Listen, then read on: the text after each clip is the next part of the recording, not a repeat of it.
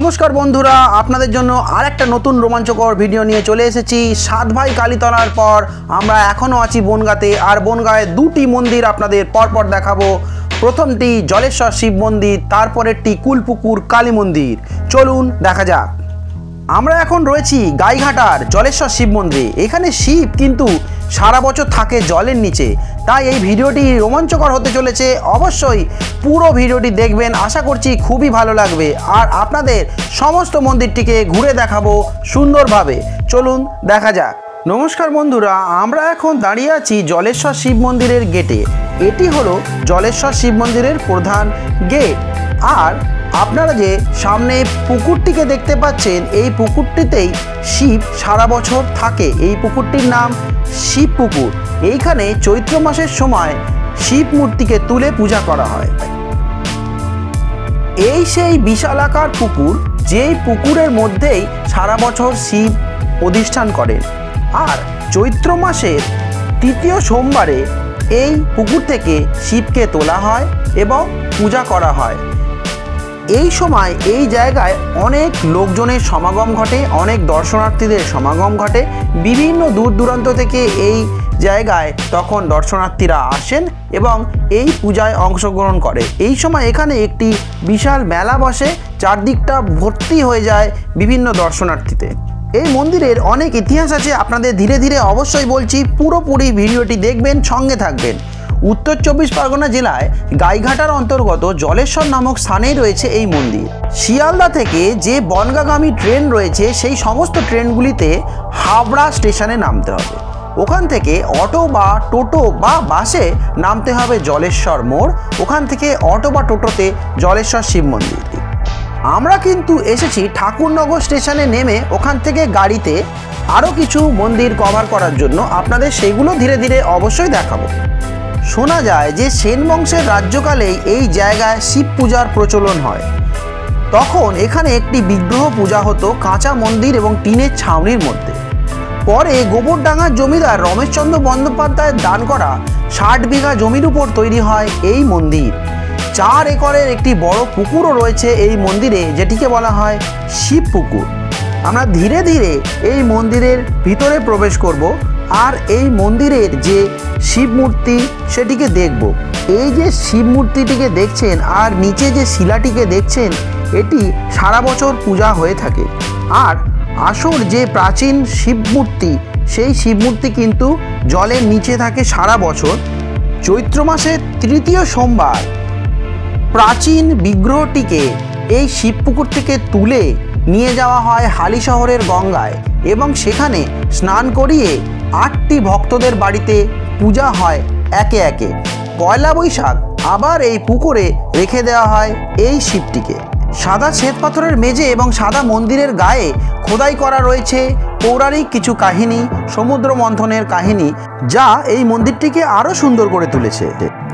আমি এখন দাঁড়িয়ে আছি এই মন্দিরের মূল গর্ভগৃহের ঠিক পাশে। এই গর্ভগৃহের মধ্যেই রয়েছে শিলাখণ্ড এবং এইখানে যে শিবের একটি বিগ্রহ। এই মন্দিরটি সাদা রঙের, খুব সুন্দরভাবে সাজানো, চারিদিকে পরিবেশটাও খুব সুন্দর। আপনারা আসলে এই মন্দিরটিকে খুবই ভালো লাগবে। প্রায় 400 বছর আগে তৈরি করা এই মন্দির একসময় ভগ্ন দশায় পরিণত হয়েছিল, তাই আবার নতুন করে এই মন্দির তৈরি করা হয়েছে, যা আপনারা এখন দেখছেন। একসময় এই মন্দিরের জমি প্রায় দখল হয়ে গিয়েছিল, কিন্তু স্থানীয় গ্রামের মানুষ তারা আবার লড়াই করে এই জমি বাঁচিয়েছেন এবং তারাই এগুলিকে রক্ষণাবেক্ষণ করে চলেছেন। মন্দিরের বাইরে রয়েছে ধূপধুনো দেওয়ার ব্যবস্থা, যেখানে সমস্ত মানুষেরা প্রার্থনা করে ধূপধুনো দিয়ে থাকে।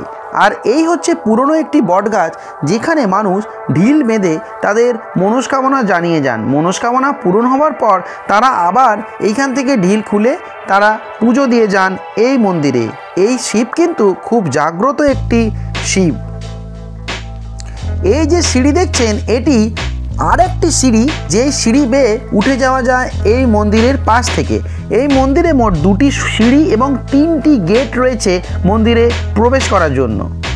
এই মন্দির প্রতিদিন সকাল 9টা থেকে দুপুর 2টো পর্যন্ত এবং বিকেল 4টে থেকে সন্ধ্যা 7:30 পর্যন্ত খোলা থাকে। শ্রাবণ মাসে বা চৈত্র মাসে যখন বাবার মাথায় সবাই জল ঢালতে আসে, এই হলো সেই বাঁক রাখার জায়গা। সবাই বাঁক নিয়ে এসে এইখানে রাখে। আরও জায়গা রয়েছে কিছু যেখানে বাঁক রাখার ব্যবস্থা রয়েছে। এই মন্দিরের আশপাশে ঘুরলে দেখবেন এইখানে কিছু উঁচু উঁচু ঢিপি অংশ রয়েছে। এই ঢিপি অংশগুলি পুরনো বৌদ্ধ গ্রামের নিদর্শন। অনেক দিন আগে এই জায়গা নাকি বৌদ্ধ গ্রাম ছিল, আর তার ফলেই এই উঁচু উঁচু জায়গাগুলি এখনও রয়ে গেছে।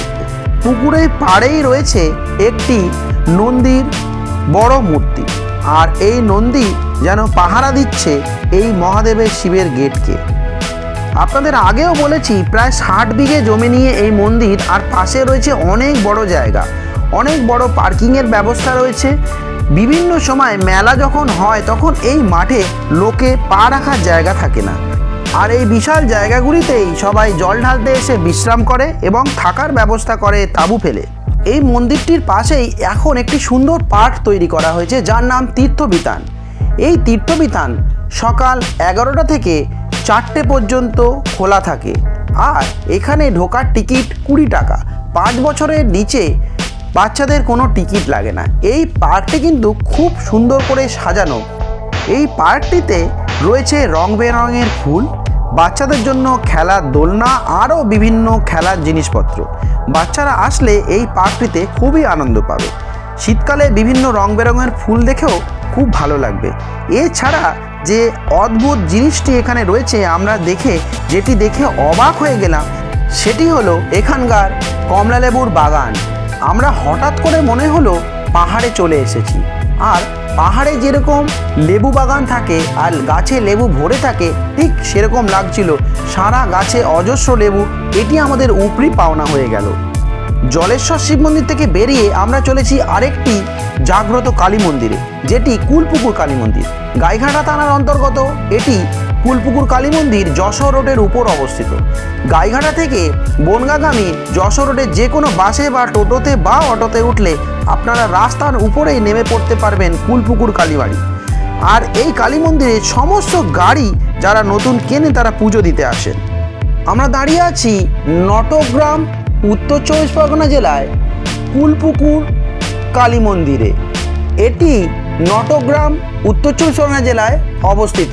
এটি খুব জাগ্রত একটি কালী মন্দির, আর এই এলাকায় যত গাড়ি কেনা হয় সমস্ত গাড়ি এইখানে পুজো দিতে আসেন, এখানেই পুজো দিয়ে যান। এখানে রয়েছে কালী মায়ের মন্দির, এছাড়া রয়েছে মহাকাল শিব মন্দির আর মা মনসার মন্দির। আমরা সমস্ত দেখব আর এই মন্দিরটিকে ঘুরে আপনাদেরও দেখাবো। প্রতি শনি মঙ্গলবার এইখানে প্রচুর দর্শনার্থীদের সমাগম ঘটে, আর আমরা এখন চলে এসেছি এই মন্দিরে মাতৃ প্রতিমা দর্শন করার জন্য।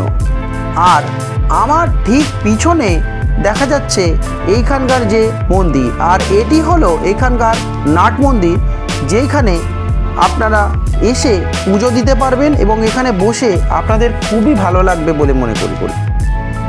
এই হলো কুলপুকুর কালী মন্দিরের বাইরে থেকে দেখা দৃশ্য। অনেক বড় নাট মন্দির, যেই নাট মন্দিরে অনেক দর্শনার্থীরা একসাথে বসে পূজা দেখতে পারেন। প্রতি শনি মঙ্গলবার এই মন্দিরে প্রচুর দর্শনার্থীদের আগমন ঘটে এবং এখানে পূজা দিয়ে থাকেন।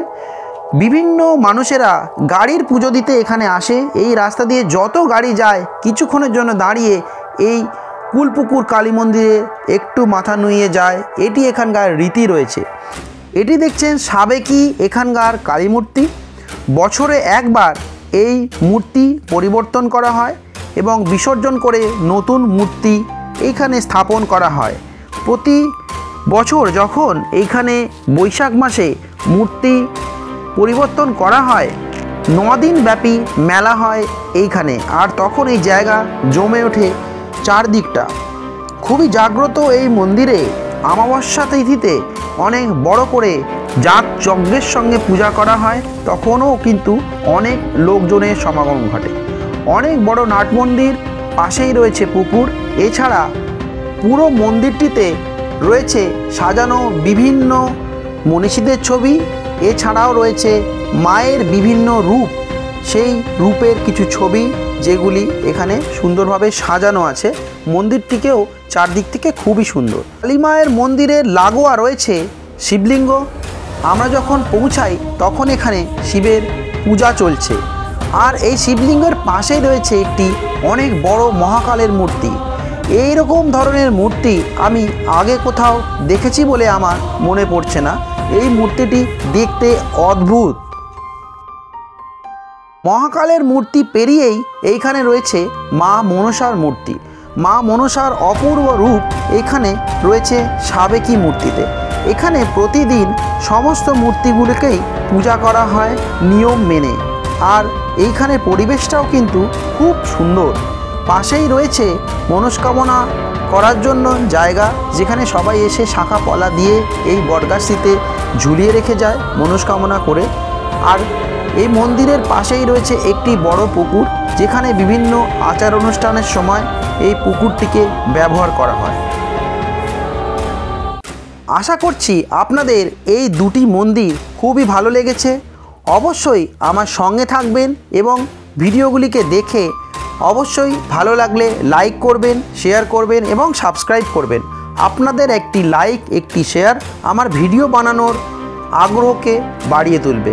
আপনারা যারা আমার ভিডিওটি দেখেন অনেকে কিন্তু চ্যানেলটিকে সাবস্ক্রাইব করছেন না, তাই আপনাদেরকে অনুরোধ অবশ্যই চ্যানেলটিকে সাবস্ক্রাইব করে নেবেন, যাতে করে আমার ভিডিও বানানোর আগ্রহকে আরও বাড়িয়ে তুলবে। আপনাদের জন্য আবার নিয়ে আসবো নতুন একটি সুন্দর ভিডিও। অপেক্ষা করুন, ভালো থাকবে, ধন্যবাদ।